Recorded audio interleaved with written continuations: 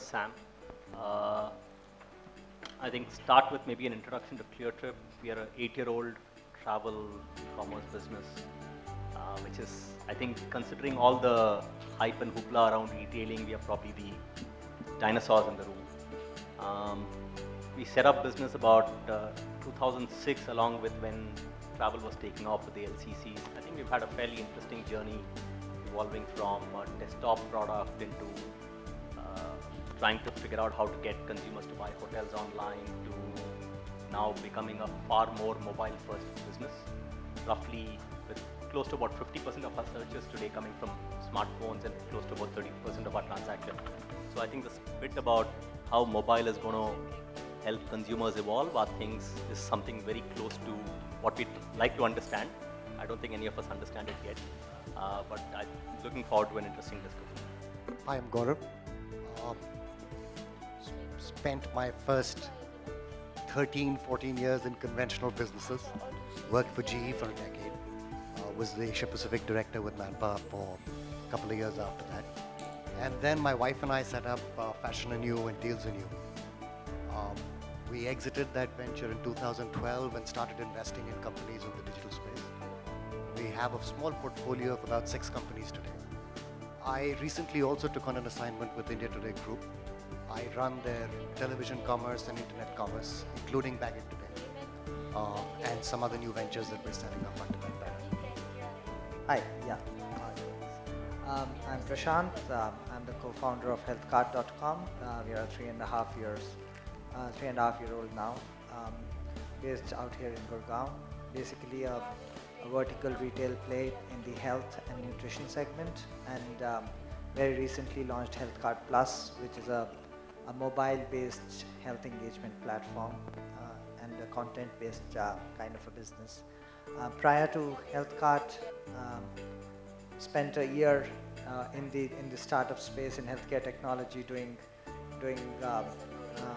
trying to create a SaaS platform for doctors. So that was my introduction to this space. And in the life before that, worked with McKinsey in San Francisco, doing largely healthcare related work. Also worked with Unilever I was associated with Lux. We were looking after innovation for Lux for Asia. That was the first role I did. Hi, I'm Yeshu Bansal and I head the customer experience team at Snap. Been working in the e-commerce domain for last 3 years and worked in other retail companies prior to that. I'm sure we've invested enough money in marketing that you guys all know what Snapdeal is doing. Right? We want to be the largest marketplace in India and possibly be able to sell everything that can be sold online. So that's what we are trying to do. Hi everyone, my name is Sachin. I take care of marketing for Groupon across India and a couple of other emerging markets. I've been with the online space for more than a decade now. I started off with InfoEdge, perhaps India's biggest and most profitable internet company ever, and have been, through the various stages of evolution that the Indian internet space has seen, and I'm still enjoying it. I think it has a long way to go. So thanks everyone for the introductions. Sam, I'd like to start with you maybe. So the topic is essentially how do you think customer experience management will change with technology? A lot of us over here would be ClearTrip users as well. Can you, from your experience, give us examples of some things in terms of how the customer experiences ClearTrip which you solved using technology? Something not just with the basic booking engine, but there's some other part of the whole journey which you then solved using technology. Yeah, so it's been a journey that started quite a long year back, right? One of the first things that we said we should look at is we should look at data very, very closely, because it gives us a great insight into what consumers do, right? And one of the first things that came out very early, 2007, 2008, was the fact that roughly about 30% of our consumers typically used to drop off at the payment stage, right? It's still a problem for many of us, right? And we said that, hey, they could drop off for various reasons, so let's try and solve this using maybe not technology at that point, right? We said, let's call them, right? And say, I'll help you process the booking, right? that was the first step when we started looking at customer experience and how we can apply solutions that can help make this entire process better, right? I think it's evolved over the last couple of years. I think the first interesting thing that we tried doing a few years back when we started seeing mobile emerging, we realized that keying in 16-digit numbers, CVV, etc. is a pain, right? As in sticky fingers, fat fingers, and all of that. So we said, let's build a mobile-first storage platform for cards. We called it the Expressway, and this was, I think, it went live with our first HTML5 version, I think, about 3.5 years back. And we saw phenomenal adoption, right? We were seeing close to about 1,500, 2,000 consumers every day, and this was like 2011, storing their cards. Obviously, there were issues around, how secure is it, and we addressed all of those, right? And that gave us a huge impetus into two things, right? It told us the power, and it was very early days. At that time, we were getting about 4% of our searches on mobile. We were getting 1% of my transaction on mobile, right? And we said, hey, this is start of a very interesting journey, right? And I think if I just look at some of the other products that we built basis that and basis our experience with the first mobile first product that we built, again, I think we are big believers in data, right? And I'm sure anybody in the e-commerce space are, right? We noticed that about 14% of typically consumers who buy a flight or a hotel will amend, right? Amendment is per se an offline process, right? From a consumer point of view, the only way you could have done it is you have to pick up the phone and speak, and we don't think consumers want to speak anymore, right? There are various other ways they can reach out to companies, and speaking is really not in the top of the list. I, as a consumer, don't like to call anybody, right? So we said, let's solve those problems, right? So we built various algorithms, obviously huge amount of A/B testing at the back end, right? So I think the key learning in all of this is few things, right? One is, in the previous discussion, there was thing about who owns the consumer, right? Honestly, nobody owns the customer. The customer is the king, right? He's the center of our business. He owns us, right? Our job in business is to say, okay, what are the problems he's facing? Looking at all the data points and saying, how can I use technology to make it easier? Now, making it simple is easy to say. It's the toughest thing in the world to do, right? And it can only be accomplished if you are, as a business, open to failing and failing fast, right? Which I think that's, to my mind, the key learning. If I were to ask, anybody walking away from here, that should be the key learning, right? Try out things, fail fast, learn, and try out a million different things at the same time, right? And that's the only way to live on, right? I can reel out a list of other things, but I think conceptually that's basically the key to getting customer experience right. You'll never get it right 100%, right? There's no, I think it's better to be fast than to be perfect, right? Right. So, Yeshu, the next question is to you. I think out of all the people here, you're the person with actually, whose designation says customer experience. At Snapdeal, how do you guys think about it? There is some perception about Flipkart, Amazon, and Snapdeal. So you guys are in some senses coming from behind on that one. But do you feel like, is there a framework that you have to map out the customer journey and then find ways where to tweak, etc.? How do you do it? So probably continuing from what Alok said in the last discussion, right? So we also try to take feedback from the customer that all possible life cycles, right? So when the customer is there and trying to place an order, right? How's the experience on, say, finding the product on the site? How's the experience of, say, how much time do you take to probably search for a particular product? How much time would you probably need to take to place an order? Is it like a 3-step process? Is it a 5-step process? And then how's the experience once an order is placed? How are you able to track your order? How are you able to kind of, say, get more information, like probably try to prioritize your deliveries, right? So we kind of look at the entire order life cycle or the customer life cycle, and what are the possible touch points which the customer might have during the entire course of engagement, and how we can kind of continue to better them, obviously with the use of technology. And as Sam said, right, so we don't want our customers to be calling us, or there shouldn't be any need for them to probably even reach out to us, and how we can kind of predict those needs. Can you give us an example? I think for the audience, the examples would be interesting. Is there something, for example, which either reduced the need for them to call you or just obviated the need in itself? So, So basically, one of the key drivers for calls for us is like, I want to know the status of my order, right? So I placed an order, you committed certain timelines. I know it may take time to be delivered, but I understand there are dependencies on the courier partners and all, right? But people who paid us money, right, they are anxious. I mean, they want to know where is their order, right? And how we are trying to kind of deflect some of those calls or provide more information, right? So uh, the statuses that we say probably gets from the couriers, right? So, okay, the shipment has say, traveled from Delhi, it's probably reaching to Agra, right? Then it is to Jabalpur, and it eventually has to go to Bangalore. Can we show all those journeys, right, on the My Account section, or probably how can we have that information on apps, right? Can we push out some notifications, right, which is kind of helping them, which is probably lessening their anxiety, right? So, okay, you know, okay, my shipment is in transit, so it has crossed 3 stages, and probably you continue to give the expected date after each leg or after each improvement. Okay, Prashant, at HealthCart, you guys have both an app as well and an offline delivery aspect of the business as well. So can you share over the last 2-3 years, what has been that one big thing which changed fundamentally? Let's say you weren't using technology earlier, and then you used technology and kind of changed the situation. So I think the beauty of the business is you have data about everything. So so technology is integral, and it's just it's not really a one big bang step that really changes things. It's a lot of incremental things that come one after the other.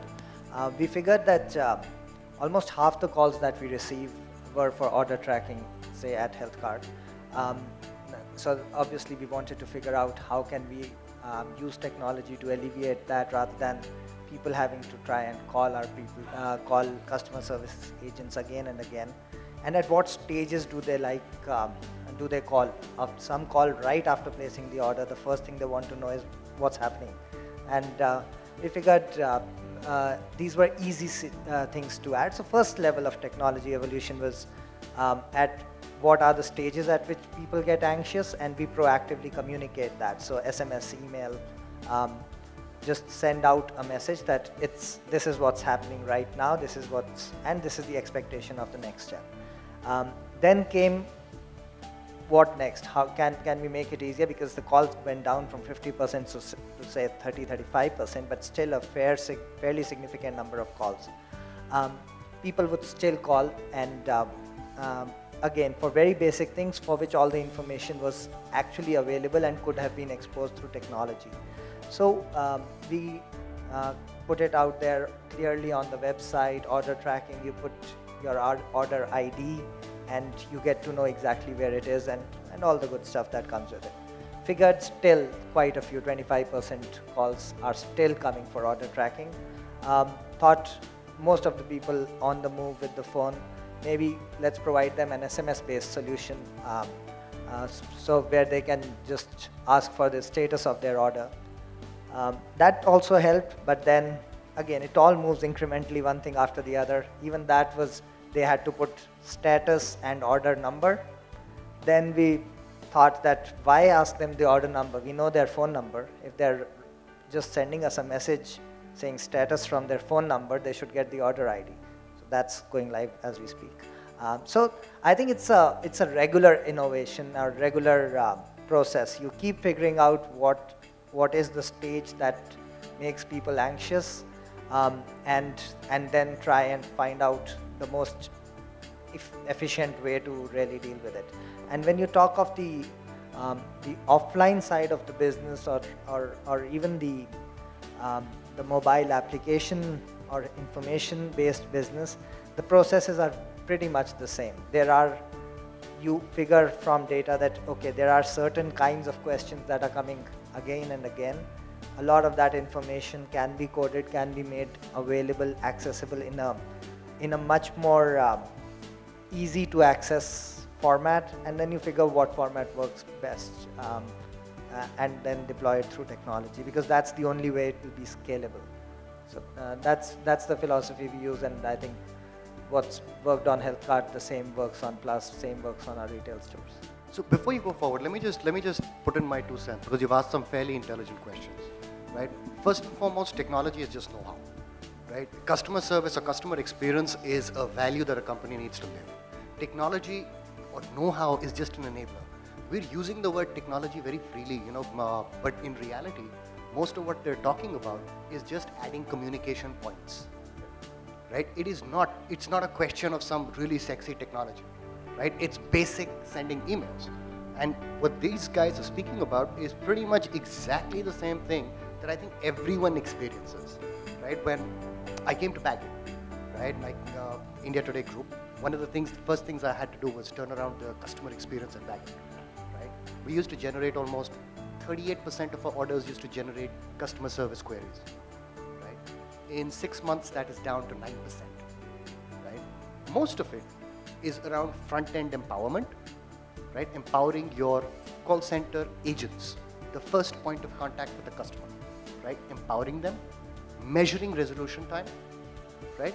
And making sure there is adequate communication with the customer. We added 22 new points of communication and overhauled about 50 others, right? What that did was so both these things combined caused that crash, right? With good crash, I must add, right?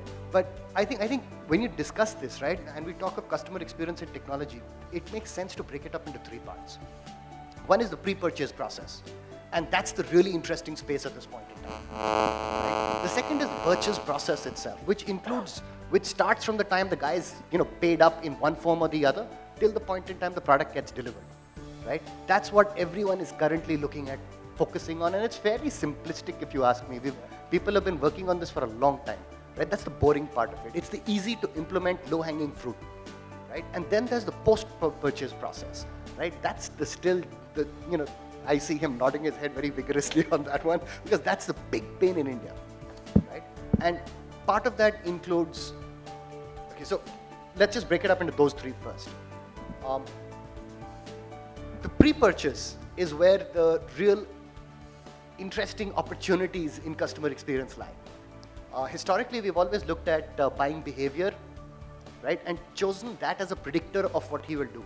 That's like the silliest thing in the world. I'm sorry, I'm just saying that. That's the daftest thing in the world. If I've just bought a pair of shoes, I'm not going to buy a pair of shoes again. Stop showing me shoes, right? If I had to buy a shirt and I bought a shirt, I'm not going to buy another shirt. So, looking backwards and trying to navigate forwards is fairly daft.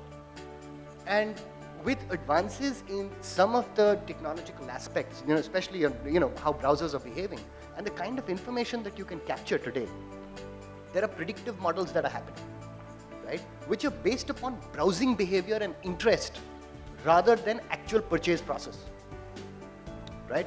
And to me, that is where I think the next huge jump in customer experience is going to happen, right? I know Snapdeal's done some work on that, right? So, just to interrupt over there, so I think one of the things which we didn't realize when we were creating this panel is everybody is from the online industry. And a lot of people in the audience are actually probably not. So I think to some degree, the way you broke it down actually is very useful and very helpful.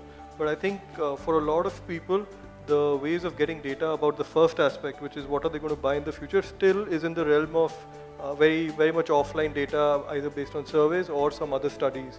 So, so actually the way the topic was framed was actually more for the middle one and for the latter one.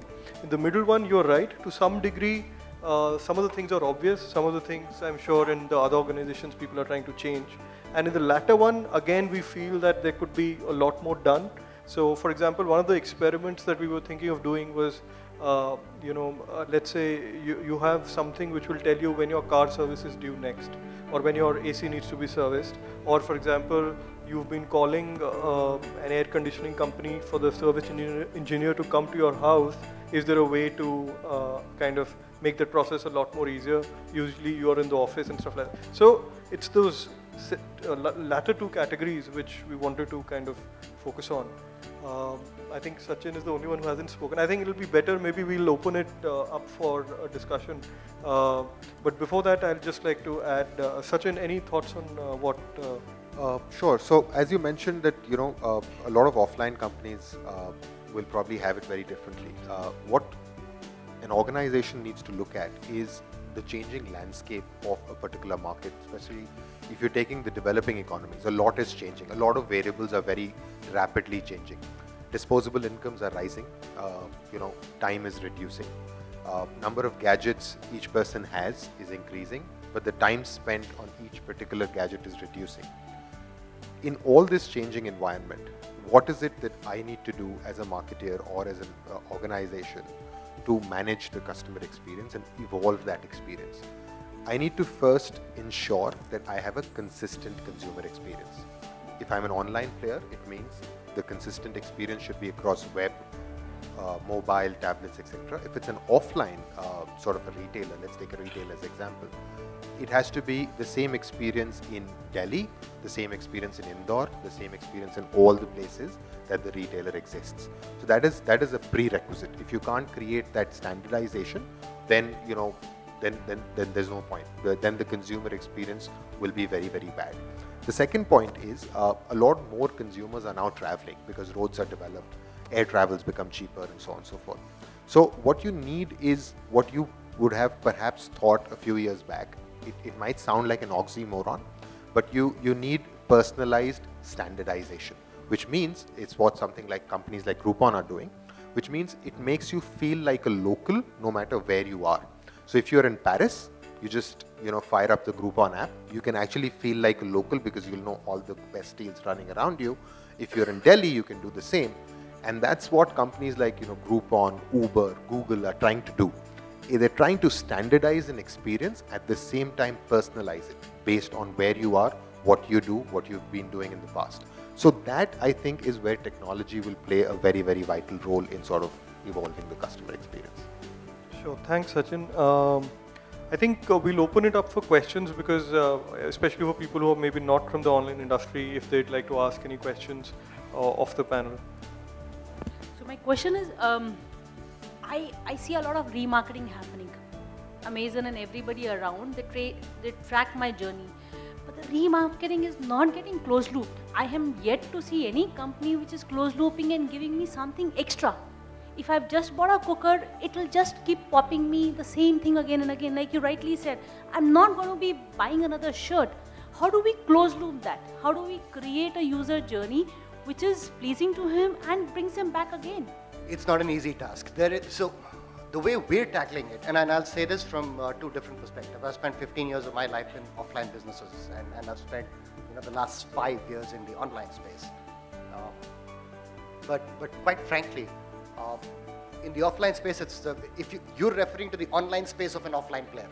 So it's that's extremely interesting. But let me put it like this: in the online space, it's fairly easier. You need to have your own levels of what you call interest defined with your customer. So your customer has come and browsed some form of, whether it's a data plan, whether it's something else. He's browsed something with you at Airtel, right? And he may have some purchase history, right? So if you can start storing, and this is basically you have to build proprietary technology around it, right? So you have to build proprietary technology that allows you to recognize, right, that this browser came, because 90% of these guys are not going to log in. No, excuse me. I'm not talking about offline. I am talking about online. Online to online. It's a personal experience. We do a closed loop. In Airtel, we are trying to close loop the remarketing. I'm talking about big companies like Amazon or even Snapdeal. So let's talk about Amazon else. Or let's talk about Flipkart or Snapdeal or us for that matter, right? What all of us are trying to do at this point in time, and fairly in the very, very early stages of development, right, is that we're trying to build algos that allow us to recognize cookies, right, and recognize individuals' browsing behaviors, right? If that cookie has repeatedly come over a period of time and browsed XYZ categories, right, we try and show him products from only those XYZ categories rather than random ads, right? Now, at times, it would mean that if you've browsed only shoes with us, you will see shoes, because there is no other information available, and you've popped up on some wonderful, this thing. But if you've browsed 4 categories, or we've got someone like Snapdeal or someone like us has 34 or 35. I know I have subcategory homepages of 34 or 35 of them, right?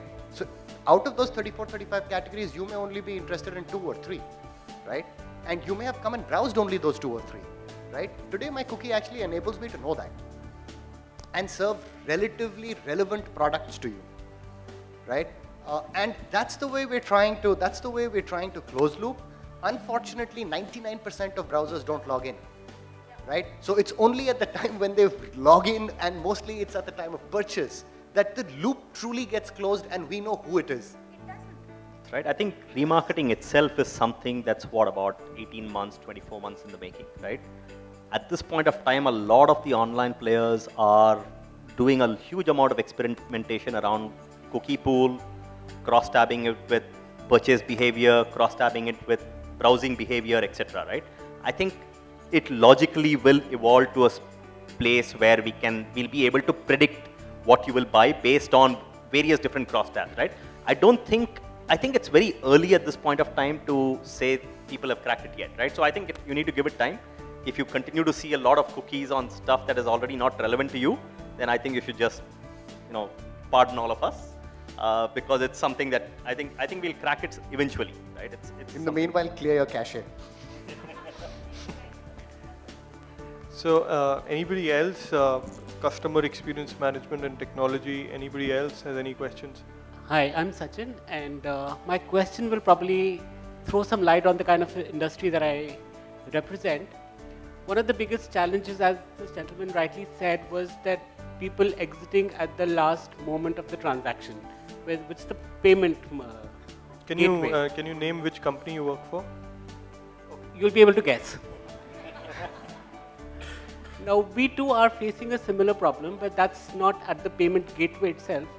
And it's not that the transaction is not happening.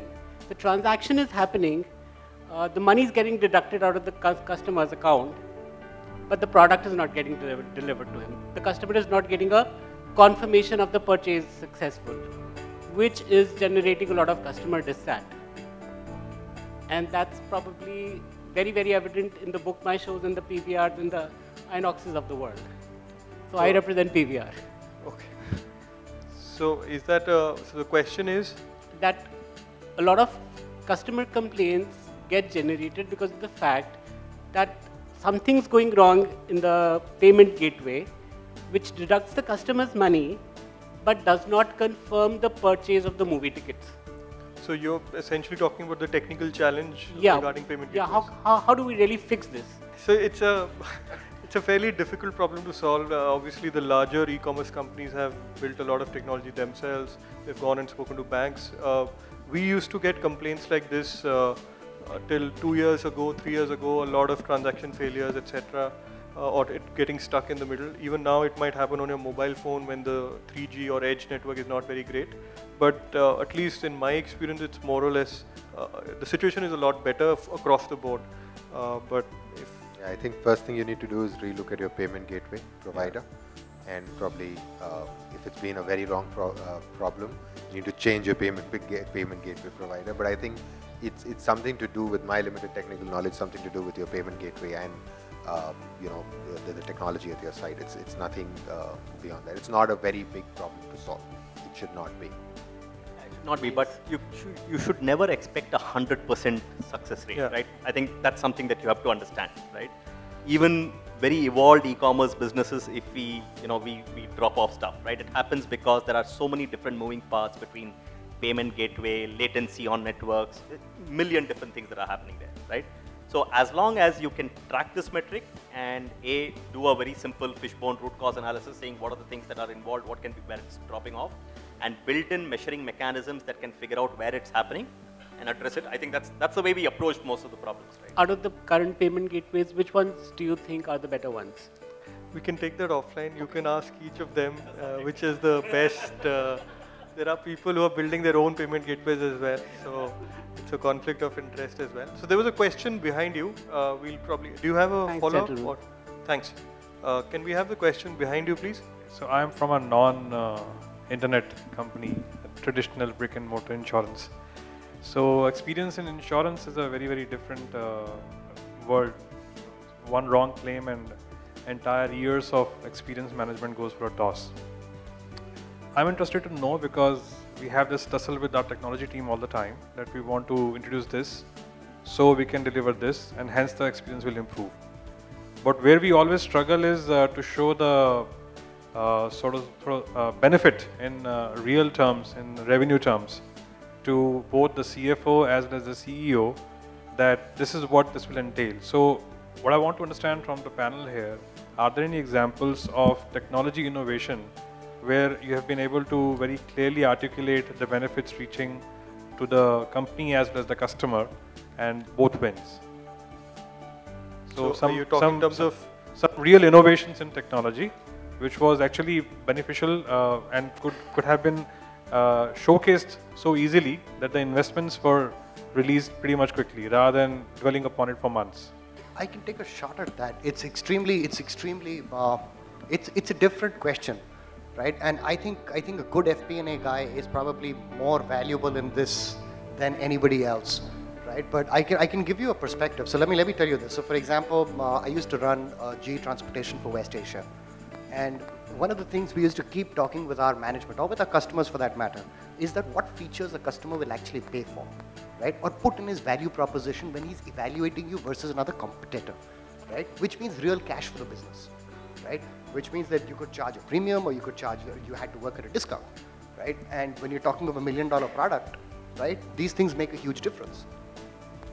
And you know, what we found was there are certain features that people value and will put a cash value to, right? Whether it was efficiency of the engines, whether it was service cycles, because that is genuine cash outflow for the customer, right? Those things he will definitely put a number to. And then there are feature sets which he will not put a number to. An air conditioner in a locomotive cab is something he doesn't give a damn about, right? It might be more comfortable, and you might say that, you know, it boosts productivity. He won't take your word for it. He won't price it in. On more on the internet side, you really need to be able to show how this can make your customer more sticky, right? And it depends. I mean, if it's something that makes your customer more sticky, put a number down. You know, you have to commit behind it, right? Saying that if I implement this, I will give you, let's say, a renewal rate which is 65% against the renewal rate of 40%, right? And I'm putting that number into my targets. Give me these funds, right? At the end of the day, it has to be your commitment towards that technology delivering value as well. If you are iffy about what you are bringing to the table and asking for funding for that, there is no way somebody who is 2 levels removed from that will back it, unless it's in his larger scheme of things. Yeah. Does that fairly answer your question? My best effort. Okay. Any more questions? Anybody else has a question? So I just want to know, you all are running big companies, online companies, and personally, if I have to ask you, where is your mind share the most? Is it on the acquisition, or is it on a repeat purchase? Okay, let me maybe start that, right? I think in our case, we are very clear which customer is important to us, right? And it comes from a few things, right? We are in a hyper-competitive environment where there's like millions of marketing dollars chasing new customers, right? And we realized a few years back that, hey, this is a very inefficient way of doing it, right? So we said very early days that we will focus on stickiness of customer, right? And hence, the most important thing to us is building products that essentially makes it seamless for the consumer to transact, right? I think if I were, 8 years later, if I sit back and say, was that the right decision? Absolutely, because it means that I spend half the marketing dollars that my competitors do. It makes me more efficient as a business. It ensures that I can engage with my customers more because I know him far better, right? Because typically about 2/3 of my customers are repeat, right? They've transacted with me in the last month, which in a travel category is not a easy thing, right? It's, typically average Indian flies about 1.9 trips a year, right? So just as a perspective. So I think for each business it works differently, right? You have to understand, if let's say I was a new person in the same field now, I will probably go on a new customer acquisition spree, right? So I think it's very different stages of the business, stage of the industry that will determine that question, right? But specifically from a ClearTrip point of view, it's the existing customers who transacted with us, which is far more critical than a new customer. I'm sorry I'm hogging the voice share, right? But I just have to say one thing over here. There is no business, online, offline, or otherwise, that can focus on a single transaction customer and actually make money. Right? It's as simple as that. So if there is any business which says they're not focused on repeat or retaining their customers, that's a business about to, nosedive, change your job. Right? There is no business, no CEO, no chairman who will ever sign off, or CFO for that matter, who will sign off for a single transaction customer. There are no marketing dollars available for that. Yeah, no, I agree. Probably I didn't say the right way. What I wanted to understand was, of course, repeat business is the most critical one for everyone. What I wanted to understand was if you have, you have a VC funding, and tomorrow, if you have to divide the share, right? Say, out of 100%, how much goes to the acquisition and how much goes to the retain share. So that's what I probably meant. So I think how much percentage can you kind of say allocate to? I don't think we ever have those discussions, right? So both the things are equally important. We want to reach out to every household in the country, right? So our acquisition cost, obviously, there's a lot of effort in acquiring new customers, probably all the marketing spends, or probably in all the buzz that we want to create around the brand, that will continue. If you talk about the numbers, so in Indian e-commerce, which is evolving for the last 6-7 years with Flipkart's starting up, it's still only scratching the surface, right? So e-commerce is not even a significant pie of the retail currently, right? So that journey is gonna continue in the acquisition, and all the marketing and PR around it will continue. But equally important, or in fact more important than that is gonna be around how are we able to service our customers, right? So customer engaging with them and ensuring they are coming back to our site again and again. As Gaurav said, we can't have we can't have any customer just transacting with us once and then going off. That's not something which is sustainable, and that's not something which we want to do. I think that's about it then. We'll wrap up. I think everybody's looking forward to the drinks and the dinner. Thanks everyone. I hope you had a good time, and we hope to make it an annual event. And please do share your feedback. Whatever things you thought we could improve or do differently, we'd love to hear from you. The whole Akosha team is all ears. Thanks a lot to all the panelists as well, and a big round of applause for them. Thanks a lot.